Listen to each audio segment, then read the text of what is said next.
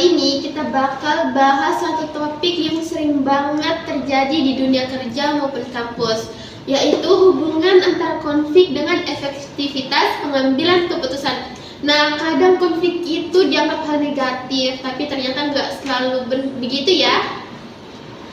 Betul banget Desi, justru dalam tim konflik itu sering muncul karena adanya perbedaan pendapat, bahkan gaya kerja. Nah, pertanyaannya, gimana cara konflik itu berperan dalam proses pengambilan keputusan? Kita udah bareng 3 narasumber nih.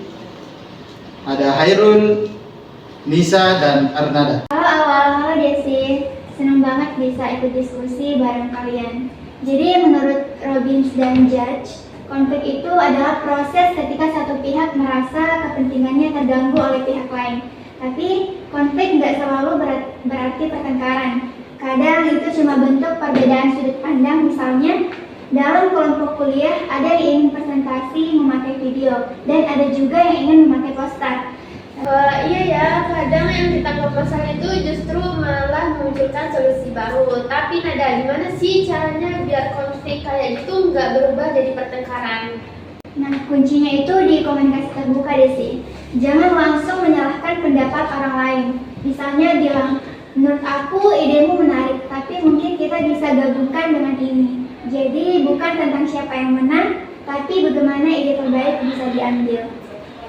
Nah, ngomong-ngomong soal keputusan, Hairul, gimana menurut kamu, apakah konflik justru bisa memperbaiki kualitas keputusan dalam tim atau bagaimana? Nah, menurut saya bisa banget di awal karena konflik yang dikelola dengan baik akan memunculkan banyak alternatif sebelum pengambilan keputusan. Nah, misalnya ini dalam sebuah perusahaan. Nah, contohnya seorang pemasaran dan keuangan memiliki perbedaan pandangan. Pemasaran ini itu ingin melakukan promosi besar-besaran, namun keuangan itu mempertimbangkan biaya.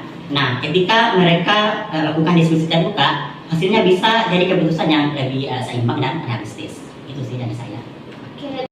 Tapi kalau konfliknya dibiarkan tanpa penyelesaian, apa sih efeknya, Herul?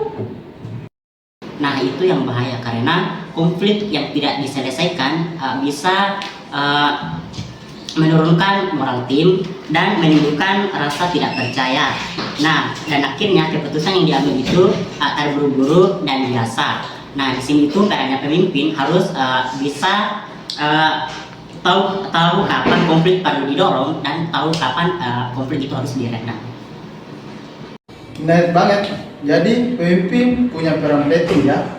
Nah, Nisa, kamu sendiri pernah nggak ngalamin konflik dalam tim, tapi akhirnya malah menghasilkan keputusan yang lebih baik? Saya pernah ikut lomba kewirausahaan dan tim kami sempat berbeda pendapat soal produk antara minuman herbal atau makanan ringan. Setelah diskusi dan riset terbuka, kami sempat memilih minuman herbal karena pasarnya lebih luas. Perbedaan itu justru membantu kami menemukan ide terbaik.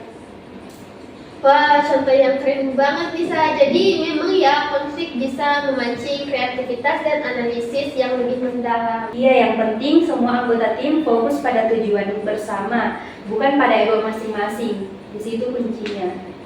Aku setuju. Kadang yang bikin keputusan agak efektif itu bukan karena konfliknya, tapi karena cara penyelesaiannya salah. Ada tim yang langsung voting tanpa diskusi, padahal belum tentu solusi terbaik yang dipilih. Nah, benar banget. Voting dengan cepat kadang malah bikin anggota yang kalah merasa suaranya tidak dihargai. Lebih baik diskusi terbuka dulu, baru kalau tetap buntu, baru voting sebagai jalan terakhir. Nah, jadi bisa dibilang ya konflik itu ibarat api. Kalau dikontrol bisa jadi sumber energi, tapi kalau dibiarkan bisa membakar tim itu sendiri ya. Nah, analog yang pas banget ya Desi, dan sebenarnya konflik kecil dalam tim itu juga bisa melatih kemampuan berpikir kritis dan juga empati kita terhadap sudut pandang orang lain. Nah, dari diskusi kita hari ini bisa kita simpulkan konflik itu bukan musuh, tapi tantangan yang harus dikelola dengan komunikasi terbuka, empati dan kepemimpinan yang baik. konflik justru memperkuat keputusan tim.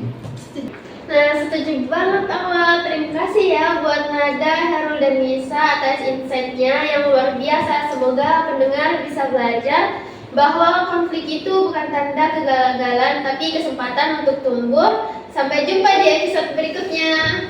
Dadah. Dadah.